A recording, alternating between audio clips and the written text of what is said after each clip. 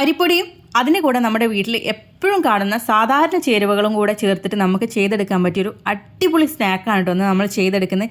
എല്ലാവരും തയ്യാറാക്കി നോക്കുക തന്നെ വേണത്. എല്ലാവർക്കും ഇഷ്ടപ്പെടും. അത്രയ്ക്കും ടേസ്റ്റിയാണ് ഈ ഒരു സ്നാക്ക്. വളരെ എളുപ്പമാണ് ഇത് ഉണ്ടാക്കാനായിട്ട്. അപ്പോൾ നമുക്ക് എങ്ങനെയാണ് ഇത് ചെയ്തെടുക്കുന്നതെന്ന് നോക്കാം. അതിന് വേണ്ടിയിട്ട് ഞാനിവിടെ ഒരു ബൗൾ എടുത്തിട്ടുണ്ട്. അതിലേക്ക് 1 കപ്പ് അരിപ്പൊടിയാണ് കേട്ടോ ചേർത്ത് കൊടുക്കുന്നത്. നിങ്ങൾക്ക് വറുത്തതോ വറുക്കാത്തതോ ഇത് വേണമെങ്കിലും നിങ്ങൾക്ക് ഉപയോഗിക്കാം. ഞാനിവിടെ പത്തിരി പൊടിയാണ് കേട്ടോ എടുത്തേക്കുന്നത്. അതിൻ്റെ കൂടെ നമ്മൾ ഒരു 1/2 കപ്പ് റവയാണ് ചേർത്ത് കൊടുക്കുന്നത്. റവയും നിങ്ങൾക്ക് വറുത്തതും വറുക്കാത്തതും ഒക്കെ ഉപയോഗിക്കാം കേട്ടോ. നമുക്ക് ഇതിലേക്ക് ആവശ്യത്തിനുള്ള ഉപ്പ് ചേർത്ത് കൊടുക്കാം. പിന്നെ നമുക്കിതിലേക്ക് വേണ്ടത് 1 ടീസ്പൂണ് മുളക് പൊടി, അത് നമുക്ക് ചേർത്ത് കൊടുത്തതിന് ശേഷം അതുപോലെ തന്നെ മഞ്ഞൾപ്പൊടി ഒരു 1/2 ടീസ്പൂൺ കൂടെ ചേർത്ത് കൊടുക്കാം. ഇനി ഞാനിതിലേക്ക് ഒഴിക്കുന്ന വെള്ളത്തിൻ്റെ അളവ് 2.5 കപ്പോളം വെള്ളമാണ് കേട്ടോ ചേർത്ത് കൊടുത്തേക്കുന്നത്. എന്നിട്ട് നമുക്കിത് നന്നായിട്ട് ഇതൊന്ന് മിക്സ് ചെയ്തെടുക്കാം. കട്ടയൊന്നും ഇല്ലാണ്ട് നമുക്ക് മിക്സ് ചെയ്തെടുക്കാം. ഈ വെള്ളം എന്ന് പറഞ്ഞാൽ നമ്മൾ സാധാരണ വെള്ളമാണ്, ചൂടുവെള്ളമൊന്നുമല്ല, സാധാരണ വെള്ളമാണ് കേട്ടോ ഞാൻ ചേർത്തുകൊണ്ട് മിക്സ് ചെയ്തെടുത്തേക്കുന്നത്. ഇനി ഞാനൊരു പാത്രം എടുത്തിട്ടുണ്ട്. അതിലേക്ക് നമ്മുടെ ഈ ഒരു മിക്സ് ഒഴിച്ചു കൊടുക്കാം. ഒഴിച്ചു കൊടുത്തതിന് ശേഷം നമുക്ക് ഫ്ലെയിം ഓണാക്കാം. ഓണാക്കിയതിന് ശേഷം നമുക്കിത് കുറുക്കിയെടുക്കാം. ആദ്യത്തെ ഈ തിള വരുന്നവരെ നമുക്കിത് ഹൈ ഫ്ലെയിമിൽ വിട്ട് കൊടുക്കാം. തിള വന്നതിന് ശേഷം നമുക്കിത് ലോ ഫ്ലെയിമിൽ വേണം ഇതൊന്ന് കുറുക്കിയെടുക്കാനായിട്ട്. ഒരിക്കലും നിങ്ങളിത് ഹൈ ഫ്ലെയിമിൽ ഇട്ടിട്ട് കുറുക്കിയെടുക്കരുത് കേട്ടോ. കാരണം ലോ ഫ്ലെയിമിൽ ഇട്ടിട്ട് നമ്മൾ ഇതൊന്ന് വേവിച്ചെടുക്കും കൂടെ ചെയ്യുകയാണ് ഇങ്ങനെ ചെയ്യുന്നത്. എന്നിട്ട് ഇത് നമ്മൾ പത്തിരിക്കൊക്കെ കുഴച്ചെടുക്കുന്ന ആ ഒരു മാവുണ്ടല്ലോ, അതുപോലെ നമ്മൾ ആക്കിയെടുക്കണം. ഇപ്പം നിങ്ങൾ കണ്ടല്ലോ, ഈ പാത്രത്തിൻ്റെ ചുറ്റും ഇത് ഒട്ടിപ്പിടിച്ചിരിക്കുന്നുണ്ട്. ഈ ഒട്ടിപ്പിടിച്ച മാവൊക്കെ ഈ ഒരു മാവിലേക്ക് തന്നെ വന്ന് ചേരണം.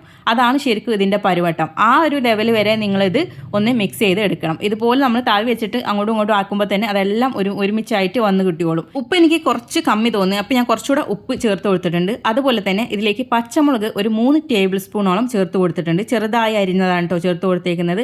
അതുപോലെ തന്നെ മല്ലിയില ഒരു 2 ടേബിൾ സ്പൂൺ ചേർത്ത് കൊടുത്തിട്ടുണ്ട്. പിന്നെ ഇതിലേക്ക് നമുക്ക് കറിവേപ്പില ഉണ്ടല്ലോ, അതും 2 ടേബിൾ സ്പൂണാണ് ചേർത്ത് കൊടുത്തേക്കുന്നത്. അതിൻ്റെ അളവ് നമുക്ക് അങ്ങോട്ടും ഇങ്ങോട്ടും കുറയ്ക്കുകയും കൂട്ടുകയൊക്കെ ചെയ്യാം കേട്ടോ. ഇനി ഞാൻ ഇതിലേക്ക് ചേർത്ത് കൊടുത്തേക്കുന്നത് 1 കപ്പോളം പുഴുങ്ങി പൊടിച്ചെടുത്ത ഉരുളക്കിഴങ്ങാണ്. അതായത് 1 കപ്പ് എന്ന് പറയുമ്പം 2 മീഡിയം സൈസുള്ള ഉരുളക്കിഴങ്ങാണ് ഞാൻ പുഴുങ്ങിയിട്ടുണ്ടായിരുന്നത്. അതങ്ങ് എടുത്താൽ മതി നിങ്ങൾ. എന്നിട്ട് നമ്മളിത് ഈ എല്ലാ ചേരുവകളും ഒന്ന് മിക്സ് ചെയ്യുന്ന രീതിയിൽ നമുക്കൊന്ന് കുഴച്ചെടുത്താൽ മതി. ഭയങ്കരമായിട്ട് കുഴച്ചെടുക്കേണ്ട ആവശ്യമൊന്നുമില്ല. എല്ലാം കൂടെ ഒന്ന് മിക്സായി വന്നാൽ മതി കേട്ടോ. ഇനി ഞാൻ കുറച്ച് വെളിച്ചെണ്ണ ഒന്ന് കയ്യിൽ ഒന്ന് തടവിയിട്ടുണ്ട്. എന്നിട്ട് നമുക്കിതിൽ നിന്ന് ഓരോ ബോളാക്കി എടുത്തിട്ട് നമുക്ക് ഷേപ്പ് ചെയ്ത് എടുക്കാം. ഏത് ഷേപ്പ് വേണമെങ്കിലും നിങ്ങൾക്ക് ചെയ്തെടുക്കാം കേട്ടോ. ഞാനിവിടെ ഇപ്പോൾ ചെയ്യുന്നൊരു ഷേപ്പ് എന്ന് പറഞ്ഞാൽ ഒരു ട്രയാങ്കിൾ ഷേപ്പിലുള്ള രീതിക്കാണ് ഞാൻ എടുക്കുന്നത്.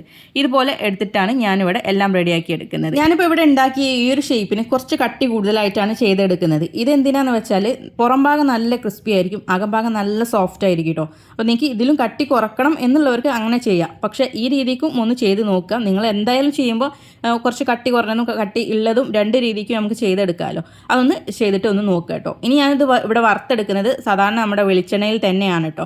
വെളിച്ചെണ്ണ നന്നായി ചൂടായതിനു ശേഷം നമുക്ക് ഇതിലേക്ക് ഇട്ട് കൊടുക്കാം. എന്നിട്ട് നമ്മളിത് വറുത്തെടുക്കുന്ന ഫ്ലെയിം എന്ന് പറഞ്ഞാൽ മീഡിയം ടു ലോ ഫ്ലെയിമിലാക്കിയിട്ട് വേണം ഇത് വറുത്തെടുക്കാനായിട്ട്. ഇതിന് കുറച്ച് കട്ടി കൂടുതലുള്ളത് കൊണ്ട് തന്നെ നമ്മൾ ഈ ഒരു ഫ്ലെയിമിൽ വെച്ച് വറുത്തെടുത്താലേ അത് അകംഭാഗമൊക്കെ നന്നായിട്ട് നമുക്ക് വെന്ത് കിട്ടുള്ളൂ. ഇതുപോലെ 2 ഭാഗവും മീഡിയം ടു ലോ ഫ്ലെയിമിൽ വേണം നമ്മളിത് ഫ്രൈ ചെയ്തെടുക്കാനായിട്ട്. ഫ്രൈ ചെയ്ത് കോരി എടുക്കുന്ന സമയത്ത് എപ്പോഴും ഹൈ ഫ്ലെയിമിൽ ഇടാനായിട്ട് നോക്കുക. അതെന്തിനാണെന്ന് വെച്ചാൽ നമ്മുടെ എണ്ണ ഈ ഒരു പലഹാരത്തിലേക്ക് അധികം കുടിക്കാതിരിക്കാൻ വേണ്ടിയിട്ടാണ്. ഞാൻ മിക്ക വീഡിയോകളിലും പറയുന്നതാണ്, നമ്മൾ ഫ്രൈ ചെയ്ത് കോരുന്ന സമയത്ത് ഹൈ ഫ്ലെയിമിൽ എണ്ണ ഇട്ടാൽ നമ്മൾ വറുത്തെടുക്കുന്ന സാധനം അധികം എണ്ണ കുടിക്കില്ല. അപ്പോൾ എല്ലാവരും തയ്യാറാക്കി നോക്കേണ്ട ഒരു സ്നാക്ക് തന്നെയാണ് കേട്ടോ. പുറം നല്ല ക്രിസ്പിയാണ്, നല്ല ക്രിസ്പി എന്ന് പറഞ്ഞാൽ നല്ല ക്രിസ്പിയാണ്. അതുപോലെ അകം നല്ല സോഫ്റ്റ് ആയിട്ടുള്ള ഒരു പലഹാരം തന്നെയാണ്. എല്ലാവരും തയ്യാറാക്കി നോക്കുക. നിങ്ങൾക്ക് തീർച്ചയായിട്ടും ഇഷ്ടപ്പെടുന്ന ഒരു രുചി തന്നെയായിരിക്കും ഇത് കേട്ടോ. അപ്പോൾ ഈ ഒരു വീഡിയോ നിങ്ങൾക്ക് ഇഷ്ടപ്പെടുവാണെങ്കിൽ ലൈക്ക് ചെയ്യാൻ മറക്കരുത്, അതുപോലെ ഷെയർ ചെയ്യാൻ മറക്കരുത്. ഈ ഒരു ചാനൽ നിങ്ങൾ ആദ്യമായിട്ടാണ് കാണുന്നതെങ്കിൽ ഫോളോ ചെയ്യാനും കൂടെ മറക്കരുത് കേട്ടോ.